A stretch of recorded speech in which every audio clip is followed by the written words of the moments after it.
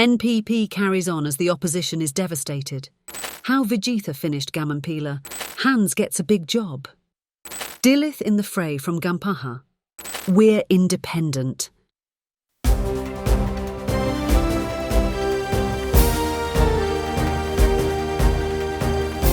The leader, දේශයට මග කියන ප්‍රවෘත්ති පෙළගැස්ම. NPP carries on as the opposition is devastated. The NPP secured powers of the executive to end decades of its monopoly-like sharing by the two leading camps previously. That has been felt devastatingly by all the other parties, scattering and dividing them very deeply. The SJB is in a complete mess. The UNP has deviated from its symbolic elephant, and SLFP with deep divisions has forgone its hand symbol, and Mahinda's SLPP becomes the fastest to achieving and losing power. The JVP is the most powerful party with a new name in NPP and a new symbol in compass. Lecturer in politics at Colombo University Sumith Chaminda comments the presidential election result shows the masses have rejected the VIP mafia that had come into being with the open economy. Now, all politicians can try their luck at gaining power of parliament for the next 5 years. Small groups fish in the troubled waters. With the opposition camp now weakened, a number of small groups are vying this time after quitting the mainstream parties they were attached to previously. Ranjan has got to work with the United Democratic Voice, while Dilith is at it from his Sarvayana Balaya, and Rohana Wijawira's son Uvindu, too, is contesting. Independent groups galore. In all, 58 independent groups have placed their deposits, including several for Colombo. At the race for the presidency, Ranil contested as an independent and polled a highest ever for his kind of more than 2.2 million votes. Maybe those groups are taking a cue from him. A demand for catching thieves. A key campaign slogan of AKD was catching the thieves. Less than a month has gone by since he assumed office. Supporters of the NPP now clamour for action. The first protest under his rule happened on 23rd October with a call for an end to malpractices at Lanka Transformers Limited. Asia's biggest cattle thief. Some even question as to when Asia's biggest cattle thief would get caught. Agriculture Ministry employees are surprised over inaction against the frauds in the import of cattle during the good governance period. The prime accused is the then subject minister, who is known to switch sides to suit his whims. Don't complain. In the meantime, the Rajapaksa camp mocks the government as if it has caught any thieves.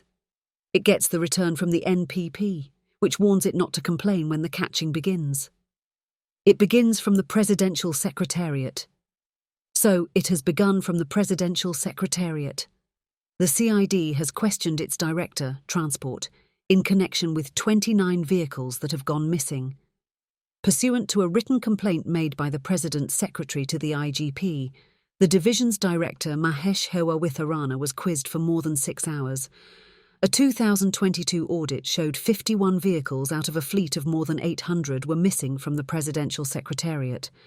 22 of them were found later, but 9 cars, 6 cabs, 2 tractors and 12 motorcycles are still unaccounted for. An inquiry into opposition leader's office too. Furthermore, an inquiry is now on into what had happened at the opposition leader's office.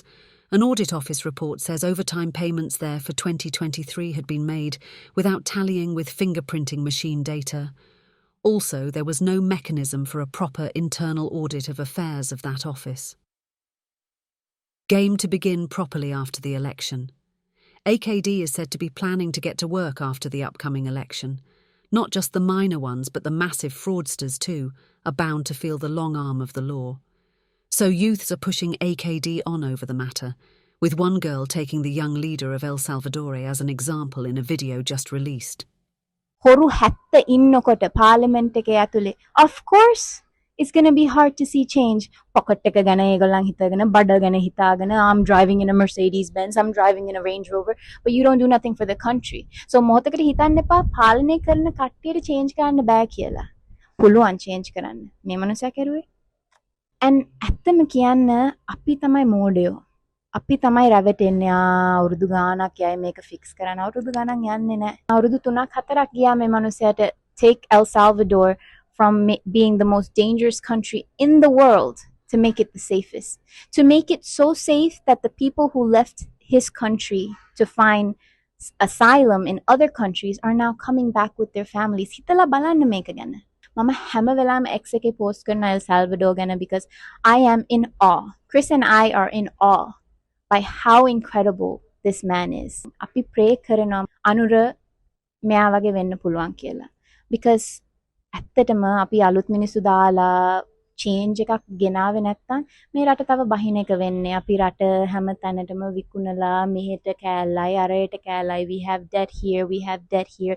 What do you think is going to happen to the country? You think it's going to be Sri Lanka for long? Api වැඩි කල් Sri Lanka වෙලා ඉඳීද? How Vijitha finished Gammanpila. Gammanpila's having publicised the Alwys Commission report has made the Easter Sunday attacks a key issue at this election too. Cabinet spokesman Vijitha got involved to make it quite a hit. SJB worried without backing from the church. Sajith led all other candidates at the presidential election campaign with the Easter Sunday slogan. He was the first to set up a party division specifically for the Catholics. Its head was Kavinda Makalanda, who mortgaged his properties to fund the campaign. In the end, he gave up everything and went to Australia.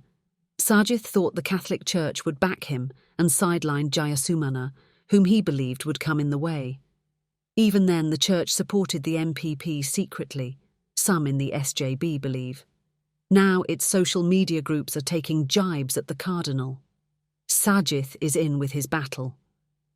Amid all these, Sajith circulated a video which shows him, as the then opposition leader, fighting in Parliament on behalf of the Easter Sunday attacks victims. It insinuates that Sajith raised a voice on their behalf, while the NPP remained tight-lipped over the matter. Some comment that what he did all the time was showing off his oratorial powers without allowing others to speak. Hans gets a big job. The government has invited Dialogue Axiata's former CEO Hans Vijitha to lead the economic digitalization drive. According to Daily Mirror, he is likely to accept it. Minister Vijitha revealed at the cabinet media briefing the intentions to form a digitalization ministry. Inviting experts to make their contributions, he said those involved would be announced once it gets off the ground. Shiral's morale booster. Welcoming the project, Shiral Lakthilake says on Facebook that it is an excellent idea to choose Hans to give leadership to it.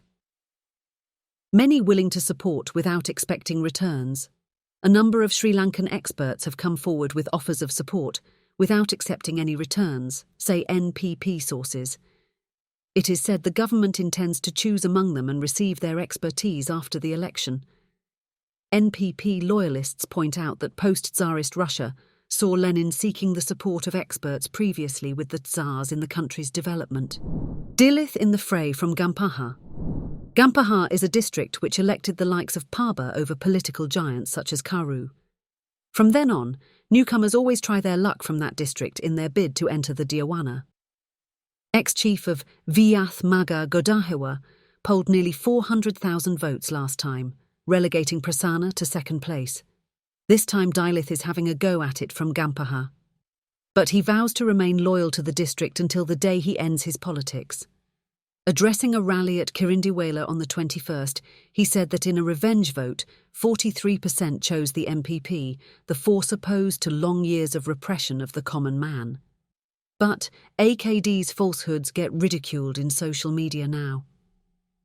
The country needs a new political force, said Dilith, adding that he is filling that void to do a form of politics one could be proud of, without expecting any personal gains. Entering the battle along with him are former MP Milan and Vijitha Hapuarachi, who was the most creative Western provincial councillor. In a positive trend, several popular female characters are contesting too. From the NPP, PM Harini contests in Colombo. Vry Balthazar is another candidate and actress Chamila Paris is in the NPP's national list. Amid all the undercutting she faces, Hirunika contests from the SJB. So does Apsari. Actresses Ruanti Mangala and Anusha Damayanti are SLPP candidates. Rosie is contesting from Gas Cylinder, while lawyer and HR activist Nimalka Fernando is included in the New Democratic Front's national list. We're Independent. Among the Colombo candidates are a group called We're Independent. A well-known figure in it is lecturer Kithali Jayawikrama, a civil society activist based in Kelaniya. She entered politics in 2010 via the UPFA and came to be known as a liberal thinker later on. Imitiaz accuses the government.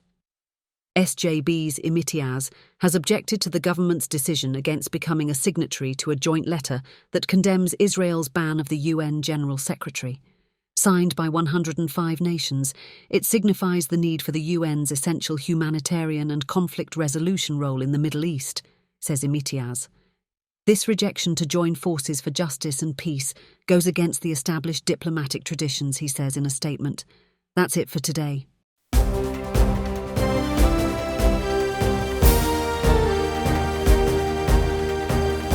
The Leader දේශයට මග කියන ප්‍රවෘත්ති පෙළගැස්ම